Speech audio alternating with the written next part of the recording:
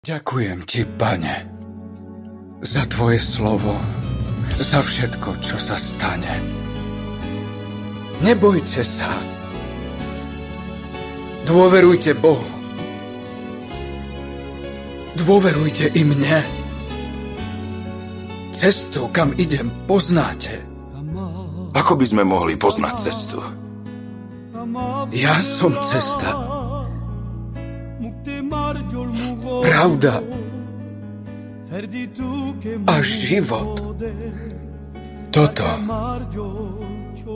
je moje telo. Toto je moja krv.